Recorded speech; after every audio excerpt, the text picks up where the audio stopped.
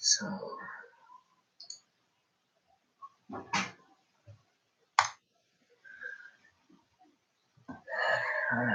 alrighty. Looks like they got everything up and running. So, hello everyone. Spider100 here again, and I am basically making this live video to be able to finish up the class reviews, dealing with the player's handbook. And as this goofball being right here, you can come into the video, dude. Don't be like that. There you go, see? But yeah, this goofball right here is probably going to be popping in occasionally, giving his opinion and review as well. So, from words. From what I remember last time dealing with it, I left off on the cleric class. I'll double check because actually I left a little bit of a bookmark in here. Yeah, I did actually. So then, after the cleric class and going with that video, if you guys want to look back and go with that, go right ahead. The next one is the druid. Yes, yeah. The eye roll is appropriate, dude. I'm not particularly a huge fan of the druid class. Since aesthetically and thematically, it is a very great class, but also I have limited experience with it, and my experience was short-lived and not fantastic. Personally playing it, and there's just certain things about the druid class that I'm not a huge fan of.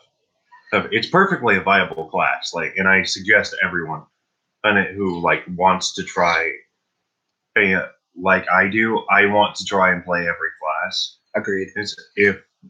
And I do suggest playing druid, though it is a wizard, which we'll get to later in the series, has a more complicated spell, spell management and feature. I would say druid is probably one of the more difficult spellcasters to play. That one I'm actually going to say is I disagree with. The reason why I say I disagree with that is because two specific reasons. One, wizard is actually the more complicated one. The reason why is of a few. They have such a large range of spells that they can pull upon and use dealing with their class. Utilitarian spells like light, dancing lights, blade ward, things like that, prestidigitation, thaumaturgy, and going into things like that. They have so many of those things that they can pull from, and you basically have a choice at the time with it. Is yes, you can swap out the classes, the spells that you have, and make it to where each one works with it, but that takes actually a large amount of time in the game dealing with it, and that makes it to where a good portion of the time you actually can be cut out from certain events that do happen in the game, because that is the thing that I do say a large portion of time happens in D&D, time management. So that's one of the reasons dealing with it. And the other is the class is actually a little bit more complicated. Keyword little bit more is, in my opinion, sorcerer. The reason why I say that is for one very specific reason. The meta magic. Meta magic, it has a lot of nuances that can actually be done and added on into spells. For example, twin spell, power spell, careful spell, and things like that. Twin spell, if you guys don't know, twin spell is basically if a spell has a singular target and it cannot target any other creature, you activate your meta magic feature and include with twin spell. and it makes it to where it can target another creature that's, I think, 5 to 10 feet away. Yeah. So here's the thing: we're getting a little off topic right now. Yeah. Again, it's just my opinion is that druid is one of the more difficult to play, as a spellcaster, not because of the variety of spells, like with the wizard or with the sorcery point, in, in complexities or things like that. It's because with a druid, you are stuck with whatever spell that you pick. You cannot change them once you have picked them. We'll double check. That's the sound book right here. That is what I was told when I played a sorcerer, or not a sorcerer. Got me mixed up. When I played a druid, it is that I was not able to change out spells, which is why which I found it very difficult. Well, well, because I had to be meticulous in going, okay, what druid spells can I use? You can also change your list to prepared spells when you finish a long rest. Preparing a new list of druid spells requires time spent in prayer and meditation, at least 1 minute per spell level for each spell on your list. All right, so I was lied to by my DM. Yep. All right, so I will say then it's not as difficult as far as changing out spells, but a lot of the druid spells that I've found were very situational. That's very true. That I can agree with. That's what is one of the things why I had some trouble playing with druids, is like I like the ability to improvise, which is why one of the reasons why I like Bard. Well, Bard actually you can't change your spells. I know there are several classes that you can't change your spells. Either my DMs have been lying to me all this time, and you can change out your spells with certain other classes, or which could very well be the case. I'm not sure. I've still had a lot of fun with the D&D either way. Yeah. Oh no, you're right. The list sticks. It's when you gain a level, you can swap out spells. Okay. Yeah. That part I didn't know. Yeah. But yeah, with Bard, your spells stuck with you for a level, but there were plenty of Bard spells that were just, you can use this in any situation, and not, this is very situational. This is a very combat situational spell. Things like that. That's why I found Druid to be a bit difficult, and why I'm not a huge fan. But do not take my words as don't play Druid. Do play Druid. Yeah. Prove me wrong. And to be honest with it, please, I love being proven wrong about D&D. Very true. And that's a thing, though, that I can say that is very specific dealing with Druid, in my personal opinion, keyword, because as I said at the beginning of all of these reviews, it is our opinion. You guys can draw your own conclusions as long as you play. And personally, in my opinion, playing is the best option. Yeah, it is. But in my personal opinion, dealing with Druid is the type of class, as with all classes in D&D, is you have to basically think of what you want to do. Wizards is, for example, if you want to be, I am throwing out a large portion of the damage and taking out a large portion of armies with magic. Yeah, okay. Exactly. Wizards. Or war magic. Exactly. Bards. I'm the support. Really with that. College of Lore. College of Lore. College of Valor, even, because the Bardic Inspiration College of Valor gives a bonus to the AC of a person once they have it, and also a bonus to damage when they roll. They can burn their Bardic Inspiration that they get to add on to the damage to roll with their AC. So that's with that. Fighter, I'm going to be up in the front. I have my sword, and my sword is my thing, type of a thing. Paladin, you have a vow. It's you. Most of the time, Paladin actually is more built as a tank. That is their thing.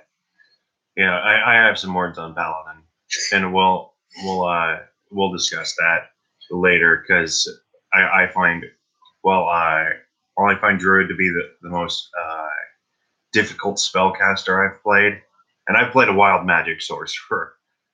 That was actually a lot of fun. Oh yeah, you did. I forgot about that.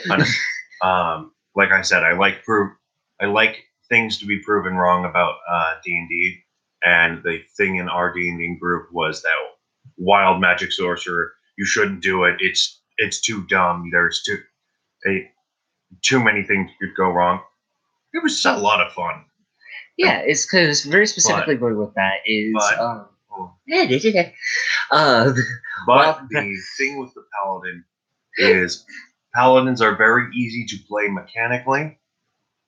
Yeah, but playing role playing a Paladin correctly, yeah, can be very difficult.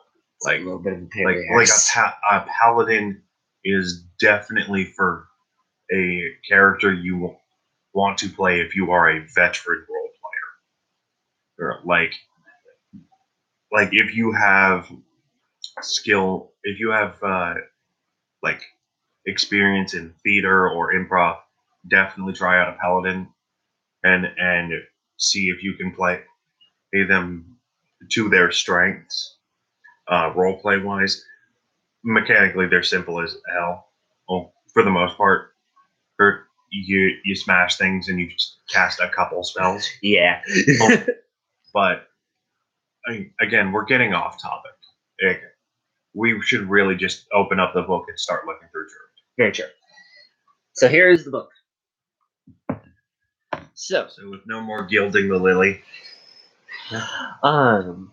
As I did before dealing with it, we'll start with the beginning of the class features. As a druid, you gain the following class features. Your hit dice is a d8, so you're basically average on die dealing with it, is because lower die are like d6s and things like that. Well, d6 is the only two classes that get the d6 are wizard and I believe sorcerer. Yeah. And those are the lowest. And those are the squishies. Pretty much everyone else gets a d8. So you are on average. Yeah. The hit points that you have at first level are 8, max on the die, plus your Constitution modifier. So it can vary between 6 and like 11. If you focus on certain skills. Your hit points at higher levels, you can roll a d8, or you can choose to take 5 points plus your Constitution modifier per level after first. This glare is bugging me. Yeah, I'm not exactly sure how to get rid of the glare. I have a blanket. Any blanket? Alrighty. That means we're going to be having... Sorry. A little bit of technical difficulties, everybody.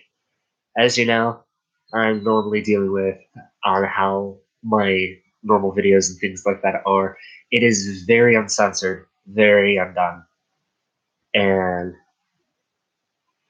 I just see it as being a little bit unhonest towards everyone.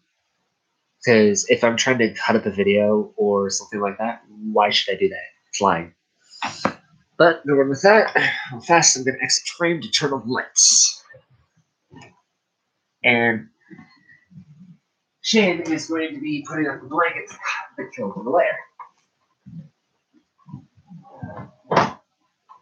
Don't break things. Put it up on that side. Alright.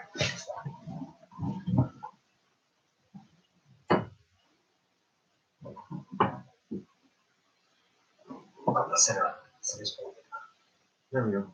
Yeah. All right. Probably should have done some setup earlier. It's fine. But anyway, You found the live button and pressed it immediately. yeah, because I was curious how it worked. So the next things that you get are your proficiencies. Your proficiencies are with armor, are light armor, medium armor, and shields. Druids will not wear armor or use shields made of metal.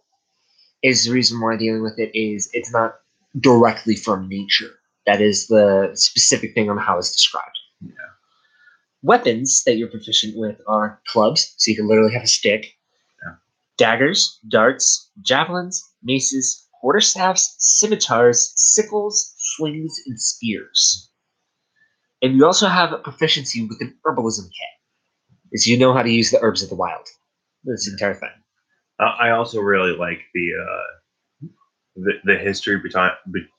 For many people are confused as to why druids are proficient with scimitars.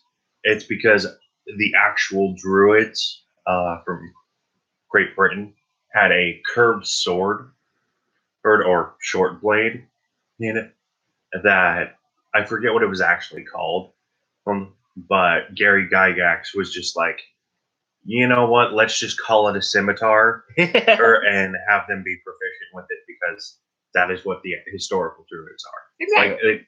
Like exactly why the clerics are proficient with maces is because historical clerics during the Crusades were proficient with maces. Oh yeah. So the next thing though that you get is your saving throws that you're proficient with. They're intelligence and wisdom, and it makes sense dealing with it is you're knowledgeable of your craft in both mind and practical application. Yeah. After that, the skills that you choose from, because you choose two, they could be Arcana, Animal Handling, Insight, Medicine, Nature, Perception, Religion, and Survival. So going with those, it actually does make sense dealing with it is because of what your saving throws are. Is each one of those skills are actually in those saving throws. Yeah. Um, They're wisdom and intelligence, I believe. Both of those are wisdom and intelligence. Yes, both those are wisdom and intelligence. And plus just the skills those fit thematically with being the druid. Oh yeah, definitely. The equipment that you can start out with are you could have a wooden shield or any simple weapon, a scimitar or any simple melee weapon, and you start out with leather armor, an explorer's pack, and a druidic focus. And in my opinion, dealing with it, druidic focuses are something that is you can get really funny with. Is there was a game I was playing with where we had a druid in the party. What their druidic focus was their pet rock. It had the full on drawn on eyes, mouth, and they would have conversations with it. Yeah, I remember that. That shit's funny. Yeah. I forget what that druid's name was, but that was pretty funny. I think their name was Natasha, and she was a tiefling. But yeah, and other notable druidic focuses are like if you remember Critical Role, Keyless, its druidic focus was her antlers. No, actually, that was her antlers were a magical item. Her druidic focus was her staff. Yeah. Specifically the gem on the top of the staff. Okay, so I was wrong. Yeah. Another thing that you get, by the way, with druids at first level is you get a language, the druidic language. You know Druidic, the secret language of druids. You can speak the language and use it to leave hidden messages. You and others who know this language automatically spot such a message. Others spot the message's presence with a successful DC 15 Wisdom Perception check, but can't decipher it without magic. And what it means by that is there's a spell called Comprehend Language. If you cast that, you're able to basically understand and read any language. Yeah. Spellcasting goes with basically the normal cantrips, preparing your spells. It's your wisdom modifier plus your druid level, and your spell save DCs is 8 plus your proficiency bonus plus your wisdom mod. So boosting your wisdom mod is pretty nice. And your spell attack modifier is your proficiency plus your wisdom mod. So, like I said, wisdom. You should probably focus it. You also have ritual casting. Your focus is all that jazz. Yeah. The main thing dealing with druid is the second level, wild shape. You can turn into animals. That is your full thing. Second you can level. go full Chuck Norris. Oh yeah, definitely. That is a terrible movie, by the way, but you should totally see it. It's yeah. The one where he turns into a freaking bear. It works though. At second level, because there's a little bit of a table here. At second level, you can turn into creatures of their max CR is 1/4, which is very low. That is most small or medium beasts. The limitations that you have is that it cannot be flying or swimming. A good example would be a wolf, things like that. At fourth level, you Oregon bear. Actually, no. No, CR, 0.5 is the black bear. Yep. Fourth level is CR 1/2. As you said, you can turn into like a bear or something like that. Yeah. You have the limitation is you do not have a flying speed. Yeah. But the example that I can give is you can turn into a freaking crocodile. Yeah. At 8th level, Like CR our is current 1. druid, David. That is very true. Our current druid, David, has an obsession with crocodiles. Well, mostly it comes from the fact that we're in a swamp. Yeah, it makes sense. So the thing that is with it is with your beast shapes is you can save your beast shape for a number of hours equal to half your druid level rounded down. So, say for example, you're at 8th level. You can save your druid form for 4 hours. Actually, that would be 3 rounded down, right? No. No? Alright. No, it's half your druid level rounded down. But if, say, 9th level, Point. half your druid level would be 4.5. Round it down, you're at 4. Got it. Sorry, by the way, beast shape has a lot of rules, so I'll do my best to summarize. While you are transformed, the following rules apply. Your statistics are replaced with the beast, but you retain your alignment, personality, and intelligence, wisdom, and charisma scores. So basically, you keep your mental stats. So that is the full thing with that. So you're still you. You just look like a beast. Is you have the physical attributes of the beast. So, like, say if you're a crocodile, your bite can grapple a creature, things like that. Right. But you're still pretty dang smart. You're smarter than the average bear, type of a thing. When you transform, you assume the beast's hit points and hit dice. And when you revert the form, you go back to your normal health. So that's the thing with it. Or when you hit zero health, you revert back. And then any damage took it over, it goes into you. So that's the thing. You can't cast spells, but there's a thing that's with it. When you do go into your beast shape, it does not interrupt concentration checks. So that's a thing that is actually with it. So you can cast Call Lightning and have this thunderbolt striking across the battlefield, and you could be a freaking bear eating things. You have to do the Call Lightning first, but it is a pretty it's a pretty cool like workaround is to do something like Call Lightning or some concentration AoE spell, and then wild shape him into an animal and just not deal with that area. I'm going to go deal with the stuff in this area. Exactly. The next one after that is you retain any benefits from any feature of a class, race, or other source you can use in the new form if you were physically capable of doing so. However, you can't use any special senses, such as dark vision, unless your new form also has that sense. Yeah. So, basically, what it's saying is if you're playing a half-orc druid, and as a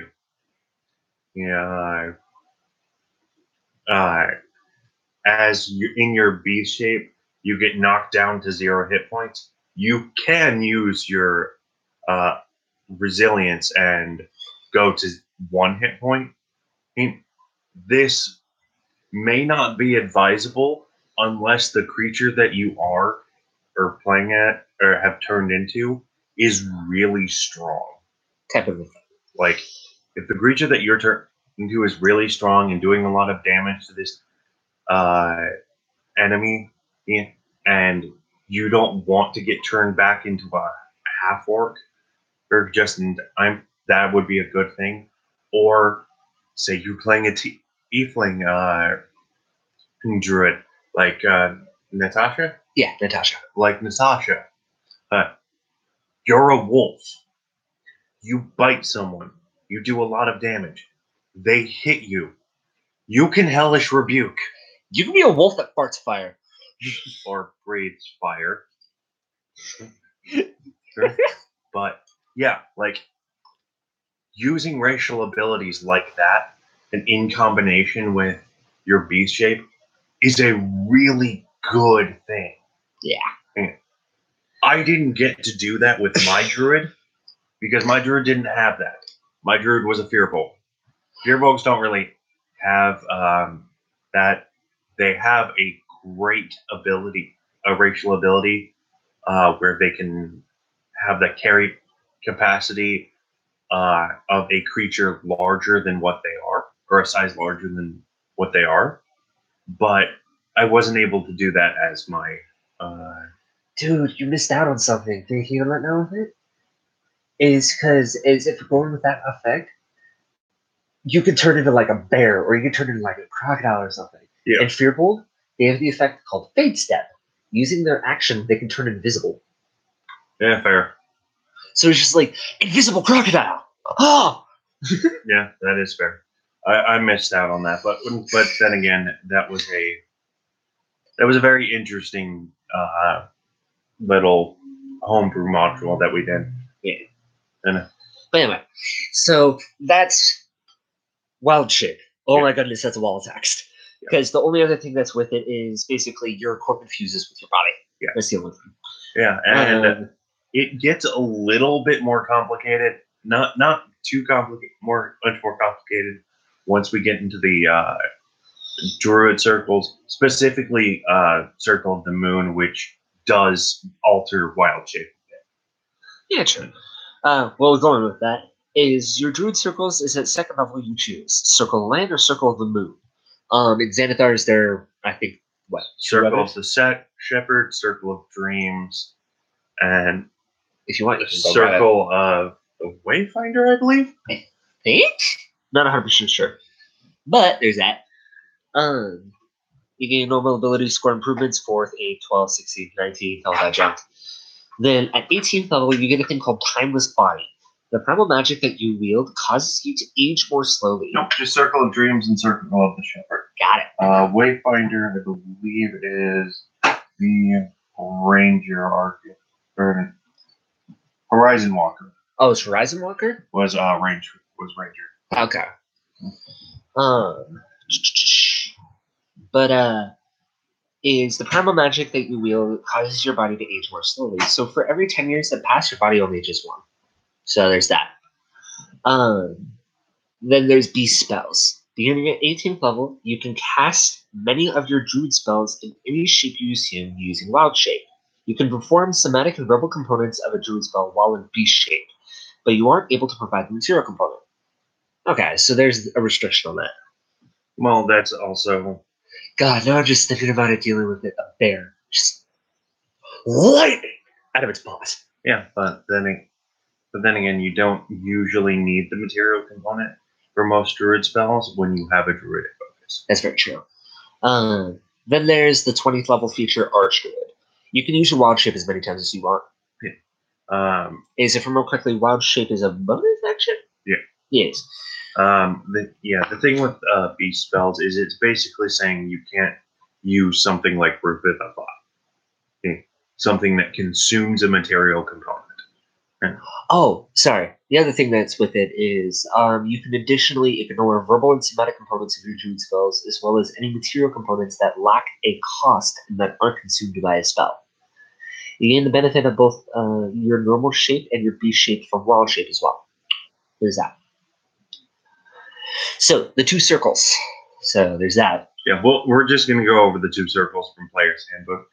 We're not going to go into Xanathar's just yet. which has like huge tables. So Yeah, we'll go into Xanathar's once we're done with the player's handbook.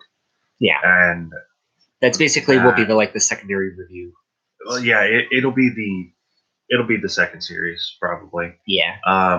If we don't go into backgrounds, because backgrounds would be an interesting subject to tackle. Agreed, but not for right now. Yeah, definitely not right now. But right now, let's focus on the classes. So the two circles, as you said, are Circle of the Land and Circle of the Moon. Circle of the Land is at second level you gain a bonus cantrip that you learn, which is nice. You also gain natural recovery. You can regain some of your basically magic during the short rest of the expended spell slots that you have. The spell slots that can be recovered are spell slots can have a combined level that is equal to or less than your druid level rounded up. So basically, the good example with it is when you are a fourth level druid, you can recover up to 2 levels worth of spell slots. You can recover either a second level slot or 2 first level. So basically, it's up to your max. You can recover 1, or you can combine. Yeah. Circle spells that you get are 3rd, 5th, 7th, and 9th. At those levels, and they are all dependent on which climate you are a druid from. We're not going to go into all of the spells, but we will list off the areas, and those areas are Arctic, coastal, desert, forest, grasslands, mountains, swamps, and the Underdark. All right. So you do have a variety to choose from, and this is all dependent on like where you're from. Yeah. Or if you really want to, I'm not saying that you should, but like you on your travels become like say you're from the mountains and you decide you're going circle of the land and swamp because you guys are traversing the swamp. You can, though, for flavor and for actual character wise, I would say go mountain if you're from the mountain. Yeah. Things like that. But anyway, so the next feature is called Landstride.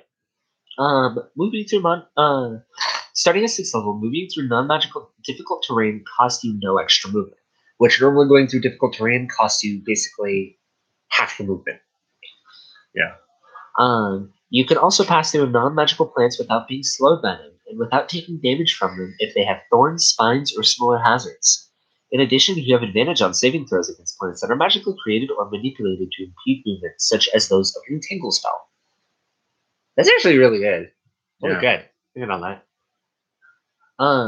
So you can walk through your own Entangle spell, which is nice.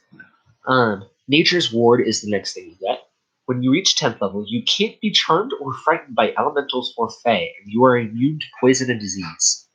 And that is the strongest feature of both of those creatures. Definitely. The next thing after that is you get a feature called Nature's Sanctuary. When you reach 14th level, creatures of the natural world sense your connection to nature and become hesitant to attack you. When a beast or plant creature attacks you, that creature must make a wisdom saving throw against your druid's spell save DC. On a fail, the creature must choose a different target or the attack automatically misses.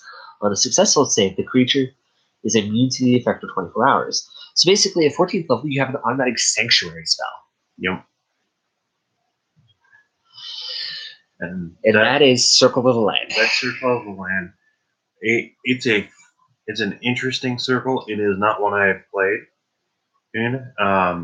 One of our friends has played. He played a Grassland druid, which he did. Which was interesting. Wasn't like he wasn't the most enthusiastic character. He played the character as if he didn't want to be there. But But yeah, he utilized his features fairly well. Yeah. Oh, I will say that. And now on to the actual circle that I have played, which is Circle of the Moon. Circle of the Moon is in personal opinion, dealing with it is.